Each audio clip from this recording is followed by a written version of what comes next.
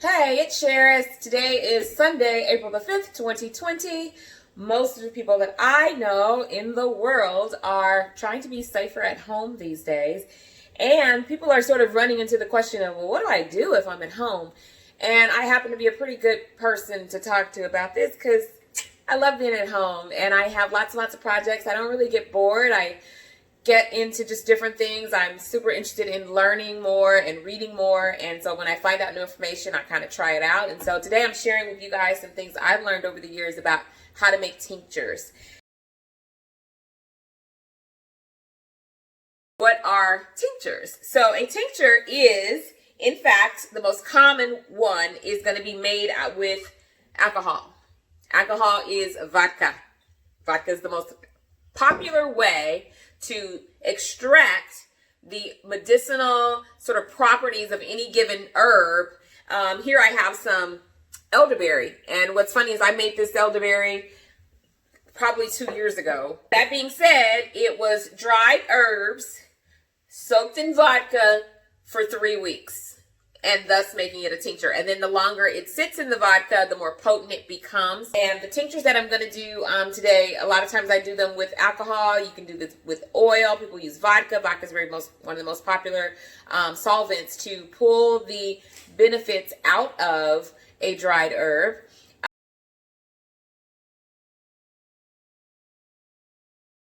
Use this honey, and honey's not talked about as much. You usually think of it a little bit more for flavor, but there's a lot of prebiotic value, which is good gut health in honey, but specifically raw honey. That's really important to note the distinction there. And then honey also has sort of antibacterial, antifungal benefits to it that make it a really great antioxidant. So I'm going to show you today what I'm using is Mississippi Bees raw honey.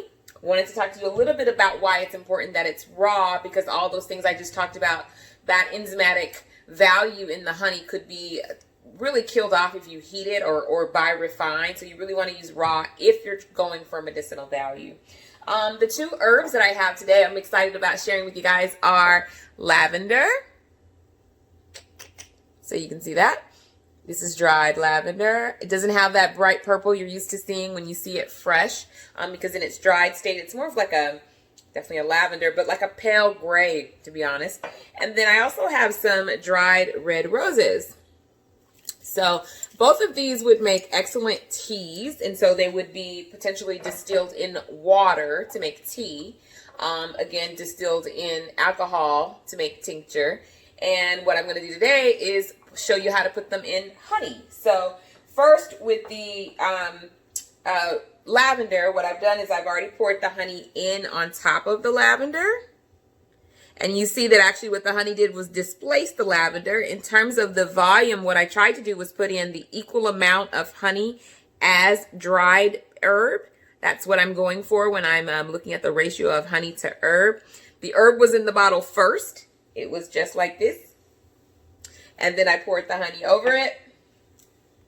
And now the herbs need to settle into the honey, and they'll do that over the next day or so.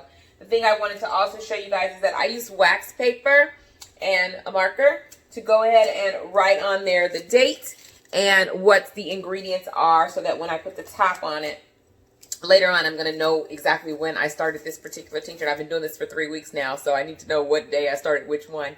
Your potency is really built in over time. You really start to be able to pull those herbs out. So you want to leave them in the jar for at least 2 weeks. And really, by the time you get to that third week, that fourth week is when you're going to start to sort of see that potency. Another one that I already did, I just did this one a little while ago today, dated 4-5 rose honey. So again, dried roses in the jar. The same amount of rose herbs, whatever the herbs are that you choose. Roses are interesting. I want to share this with you guys because a lot of you know I love the aroma of roses. I love roses, but there's also a lot of benefit, particularly to women. But there's other benefits for everybody that in terms of like mood stimulating. And I think right now, if you seek out those things which enhance your mood, that's also going to help you if you got a little cabin fever. So I thought, why not rose honey right now? And that would be going to make a great honey to use any time of day, really. And then the lavender honey, a lot of you already know that it has sort of antibacterial values to lavender. There's a lot of sort of benefits to lavender that maybe haven't been tested by the FDA, but we all agree that it's at minimum calming, which makes a lavender honey something really good for an evening tea if you wanted to flavor your teas with that. Also go great on like pancakes. I don't eat pancakes, but I'm just saying, like, it goes on really good stuff. So there's that.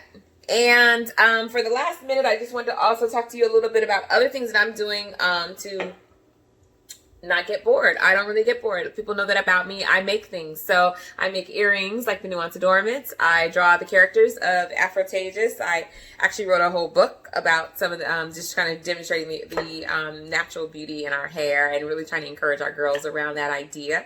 And then I also have picked up 2 books this week from a guy that I met on Instagram whose name is Floyd Williams. He has 4 books. He's pretty great. He has daily inspirational talks, and one of the books is called The Unspoken Truth.